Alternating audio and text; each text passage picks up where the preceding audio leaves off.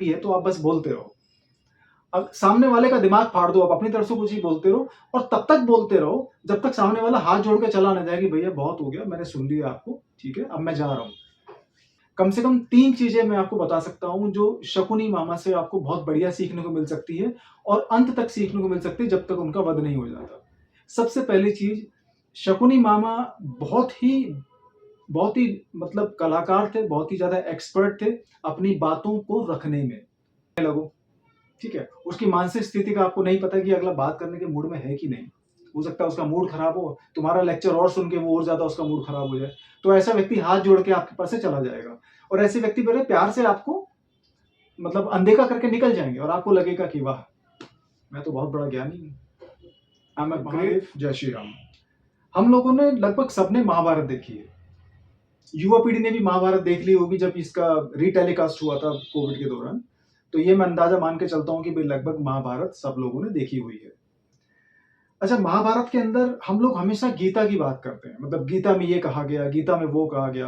भगवान कृष्ण ने अर्जुन को ये उपदेश दिया, ठीक है? अर्जुन ने भगवान कृष्ण की बातों को मान के कुरुक्षेत्र की लड़ाई जीती, बड़े-बड़े योद्धाओं को हराया।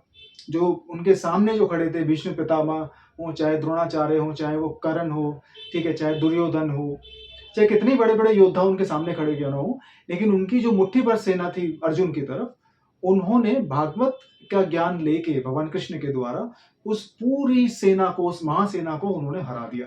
ये बात हम सब जानते हैं, क्योंकि भागवत गीता के बारे में बहुत डिस्कस करते हैं। लेकिन एक चीज़ मैं आपको बताना चाहूँगा, भागवत गीता की जो शुरुआत है वो लगभग आदि महाभारत खत्म होने के बाद उसकी शुरुआत होती है, ठीक है? भीष्म पर्व के अंदर अगर आप उसके अगर चैप्टर देखेंगे तो पहले मतलब आदि पर्व है, उसके बाद आपका द्रोणा पर्व है, भीष्म पर्व में आके आपकी भागवत गीता की शुरुआत होती है। अगर आप महाभारत का जो एपिसोड बना था उसके पॉइंट ऑफ व्यू से देखोगे, तो मेरे ख्याल से करीब 73 या 74 एपिसोड में आके भागवत गीता की शुरुआत होती है।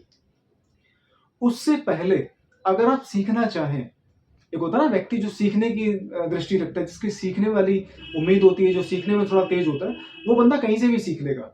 भागवत गीता की शुरुआत होने से पहले भी बहुत सारी बातें आप शकुनी से सीख सकते हैं, आप भीष्म पितामह से सीख सकते हैं, ठीक है? आप धृतराष्ट्र से सीख सकते हैं और आप कुंती से सीख सकते हैं। जो आपस में जो देवरानी और जेठानी जो होती है, आप उनके बारे में बहुत सारी बातें सीख सकते हैं। एक मेरे पास जो अभी हाल ही में मैसेज आया वो ये है कि किसी को बात करके इम्प्रेस कैसे किया जाए। तो मतलब कैसे आप अपनी बातों के करने की जो कला है, जिसको हम कम्युनिकेशन स्किल्स कहते हैं, आप इसको कैसे इम्प्रूव कर सकते हैं।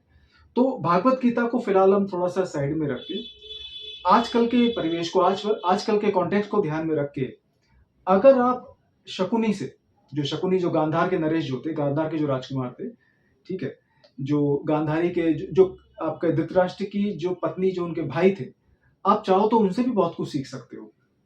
कम से कम 3 चीज़ें मैं आपको बता सकता हूँ जो शकुनी मामा से आपको बहुत बढ़िया सीखने को मिल सकती है और अंत तक सीखने को मिल सकती है जब तक उनका वध नहीं हो जाता। सबसे पहली चीज़, शकुनी मामा बहुत ही मतलब कलाकार थे, बहुत ही ज़्यादा एक्सपर्ट थे अपनी बातों को रखने में।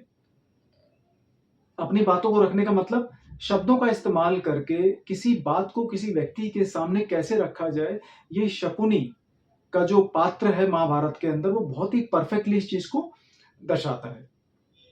आजकल के लोग क्या करते हैं कि आज अब होता है क्या है कि बहुत सारे लोग बोलते हैं कि अगर आपको कुछ पता है तो बस बोलते जाओ। मतलब अगर आप बहुत ज़्यादा बुक्स भी पढ़ते हैं, बहुत सारी चीज़ों को आप मतलब आपके पास बहुत सारा ज्ञान भी है तो आप बस बोलते रहो। अब सामने वाले का दिमाग फाड़ दो, आप अपनी तरफ से कुछ ही बोलते रहो और तब तक बोलते रहो जब तक सामने वाला हाथ जोड़ के चला ना जाए कि भैया बहुत हो गया, मैंने सुन लिया आपको, ठीक है, अब मैं जा रहा हूँ। तो कोई व्यक्ति अगर आपसे चुप होके अगर आपको काटने की कोशिश करे, मतलब आपसे बचने की कोशिश करे, आपको अवॉइड करने की कोशिश करे, तो इसका मतलब ये नहीं कि आप बहुत बड़े ज्ञानी हैं या आपने उसे इम्प्रेस कर दिया। इसका सीधा सा मतलब भैया कि आपकी बातों को वो झेल नहीं पाया, ठीक है? क्योंकि आपको ये नहीं पता कि बात करते कैसे हैं। क्योंकि एक व्यक्ति जब बोलना शुरू करता है ना, क्योंकि दुनिया में ना आपको सही बताऊँ, इस 800 करोड़ की जनसंख्या में इस धरती पे मेरे ख्याल से 10% लोग ही ऐसे होंगे जो सुनना चाहते हैं। बाकी 90% लोग बोलना चाहते हैं। बोलना इसलिए चाहते हैं कि उनके पास भंडार है ज्ञान का। इंटरनेट पे पढ़-पढ़ के, लोगों को इम्प्रेस कर-कर के, लोगों को चुप कर-कर के ठीक है? किसी व्यक्ति को इम्प्रेस करने में ही अपनी वो कामयाबी समझते हैं, क्योंकि हमें बड़ा किया जाता है ना स्कूलों के अंदर, you have to be a very great speaker, you have to impress people, you have to influence people. तो ये चीजें स्कूल कॉलेजेस में प्रैक्टिकल लाइफ में सिखाई जाती हैं। तो ये चीजें इतनी ज्यादा हमारे दिमाग में भर जाती हैं कि हम जहां भी जाते हैं बोलना शुरू कर देते हैं, बिना ये जाने कि अगला भाई हमसे बात करने में इंटरेस्टेड भी है कि नहीं। अगला दुखी है, पहले ही तुम जाके और उसके ऊपर ज्ञान उड़ेलने लगो। ठीक है, उसकी मानसिक स्थिति का आपको नहीं पता कि अगला बात करने के मूड में है कि नहीं। हो सकता है उसका मूड खराब हो, तुम्हारा लेक्चर और सुन के वो और ज्यादा उसका मूड खराब हो जाए।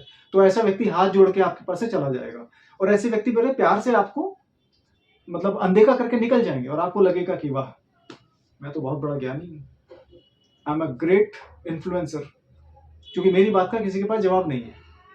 ऐसा नहीं होता भैया, बहुत सारे लोगों के पास आपकी बात का जवाब भी होता है, लेकिन वो थोड़ा सा अपनी एनर्जी को वेस्ट नहीं करना चाहते आप जैसे मूर्ख लोगों के सामने बोल के। तो ऐसे क्या करते हैं, जय श्री राम भैया, निकल जाते हैं। तो शकुनी मामा से, जो गांधार के जो राजकुमार हैं जो महाभारत के अंदर, उनसे कम आप ये सीख सकते हो कि कैसे आप शब्दों को चूज करके आप कैसे अपनी बातों को किसी सामने वाले के सामने रख सकते हैं। दूसरी चीज, अपनी भावनाओं को कंट्रोल करके कैसे अपने मैसेजेस को एक व्यक्ति के द्वारा 3-4 प्रमुख लोगों तक पहुंचाया जाए। शकुनी मामा को ये बहुत अच्छी तरह पता था कि मैं जो वहां के जो राजा हैं धृतराष्ट्र, जो हस्तिनापुर के जो महाराजा हैं धृतराष्ट्र, उनको वो डायरेक्ट इन्फ्लुएंस नहीं कर पाएंगे। तो उन्होंने क्या करा, एक ऐसे व्यक्ति को पकड़ा जो उम्र में उनसे थोड़ा छोटा था, जिसको दुनियादारी के बारे में ज्यादा ज्ञान नहीं था, जिसको अधर्म और धर्म, न्याय और अन्याय के बारे में ज्यादा पता नहीं था। और वो कौन था, वो था दुर्योधन। तो एक अच्छा जो कम्युनिकेशन पे जो काम करता होगा ना, एक ऐसा व्यक्ति जो लोगों को प्रभावित करने में थोड़ा सा विश्वास रखता होगा, वो सिर्फ ये नहीं जानेगा कि मैं कितना जानता हूं, वो ये भी जानने की कोशिश करेगा कि सामने वाला क्या जानता है। तो शकुनी मामा को ये पता था कि दुर्योधन को हस्तिनापुर का महाराजा बनना है, राजकुमार बनना है, ठीक है, लेकिन वो बन नहीं पा रहा क्योंकि कुछ ऐसा मतलब कुछ सिचुएशन खड़ी हो गई महाभारत में कि वो नहीं बन पाएगा। उसे पता है कि भाई अगर प्रॉपर तरीके से, अगर एकदम न्यायिक तरीके से देखा जाए, तो जो पांडवों में जो सबसे बड़े जो भाई थे युधिष्ठिर, उनका महाराजा बनना तय था और बनना भी उनको चाहिए था। ठीक है, लेकिन दुर्योधन के अंदर ये इच्छा जागी कि भाई मैं बनूंगा और मैं ही बहुत बड़ा योद्धा हूं, मैं ही बहुत बड़ा सूरमा हूं, मुझे ही पूरा ज्ञान है और मुझे ही बनना चाहिए। इस बात का फायदा उठाया किसने, आपके शकुनी मामा ने। और शकुनी मामा के अंदर भी लालच था कि भाई मेरा जो भांजा है वो क्यों ना मतलब हस्तिनापुर का राजकुमार बने और योद्धा बने और उसका महाराजा बने। लेकिन शकुनी मामा की जो जो कम्युनिकेशन स्किल्स थी, उससे साफ साफ पता लगता है कि जब धृतराष्ट्र को वो नहीं इन्फ्लुएंस कर पाए, उनको पता है कि उनकी जो बहन है गांधारी, उसको वो इन्फ्लुएंस नहीं कर पाए, तो उन्होंने क्या करा, उन्होंने एक सॉफ्ट टारगेट पकड़ा जिसके द्वारा वो सब जगह मैसेज पहुंचा सके, और वो थे दुर्योधन। हम लोग जब अपने नॉर्मल जीवन में बात करते हैं ना, किसी को इम्प्रेस करने की, किसी को इन्फ्लुएंस करने की, किसी से अपना काम निकलवाने की, तो हमें इस बात का भी अंदाजा नहीं होता कि अगला भैया सामने वाला व्यक्ति है, उसकी बुद्धि का लेवल क्या है, सामने वाला जो व्यक्ति है वो कैसे चीजों को हैंडल करता है, सामने वाले व्यक्ति की कोई कमजोरी भी है कि नहीं, उसकी खूबी कोई है कि नहीं। तो हम क्या करते हैं कि बिना इन चीजों को एनालाइज करे अपना ज्ञान का भंडार लेके कूद पड़ते हैं मैदान में, आ बेटा तेरे को मैं ज्ञान देता हूं। सामने वाला व्यक्ति आपको मूर्ख समझता है, सामने वाला व्यक्ति सीधा मन में ये सोचता है कि ये आदमी पका रहा है, ये आदमी मुझे बोर कर रहा है। और सबसे अच्छी बात, एक समझदार आदमी क्या करेगा, आपको प्यार से आपको अनदेखा करके निकल जाएगा। वहां आप अपने आप को भी मूर्ख साबित करते हो, दूसरे को तो आप परेशान करते हो, अपने आप को मूर्ख साबित करते हो। तो शकुनी मामा से सबसे पहले ये चीज सीखी जा सकती है कि अगर हमें किसी चीज को डायरेक्टली इनडायरेक्टली इन्फ्लुएंस करना है कम्युनिकेशन के थ्रू, तो हमें किससे बात करनी चाहिए और किससे नहीं करनी चाहिए। और आपने देखा होगा कि कर्ण जैसा जो बुद्धिमान, जो महावीर योद्धा था, वो भी शकुनी के आगे नहीं चल पाया। कारण क्या था कि शकुनी मामा को ये पता था कि बात कैसे करते हैं, किस सिचुएशन में करते हैं और किससे करते हैं। तीसरा और लास्ट पॉइंट जो मैं बताना चाहूंगा वो ये कि शकुनी मामा को साफ साफ पता था कि लॉन्ग टर्म प्लानिंग क्या होती है। अगर आज के 1 साल बाद, 5 साल बाद, 2 साल बाद अंत में जाके अगर मुझे अपने भांजे को हस्तिनापुर का योद्धा और हस्तिनापुर का अगर महाराजा बनाना है, तो इसकी प्लानिंग मुझे आज ही से करनी पड़ेगी और यही सोच के वो अपना गांधार राज्य छोड़ के अपनी बहन के पास आके रहने लगे थे हस्तिनापुर में। और आजकल के लोग क्या लॉन्ग टर्म की प्लानिंग है यार? आजकल के लोगों की लॉन्ग टर्म प्लानिंग क्या होती है? वीकेंड की प्लानिंग।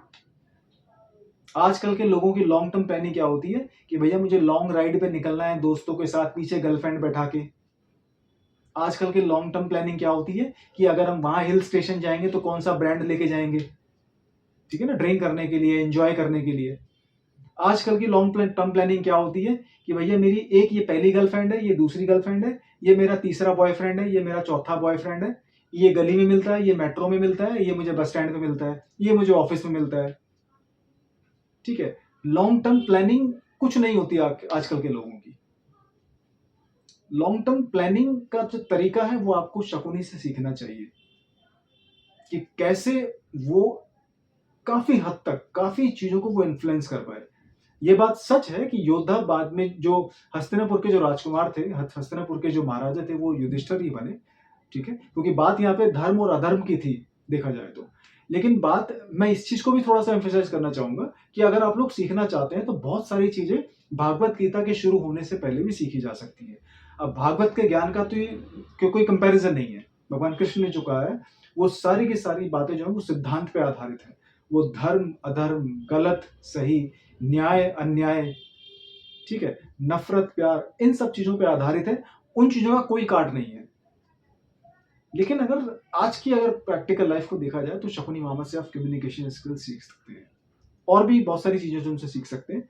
लेकिन किसी लैंग्वेज पे पकड़ होना बहुत जरूरी है, ये शकुनी मामा से आप सीख सकते हैं। ठीक है, कब कहाँ किससे क्या बात बोलनी चाहिए ये आप शकुनी मामा से सीख सकते हैं।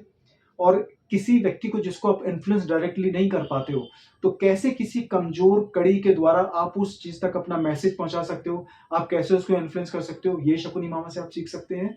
और लॉन्ग टर्म प्लानिंग कैसी होती है इस चीज को आप शकुनी मामा से आराम से सीख सकते हो।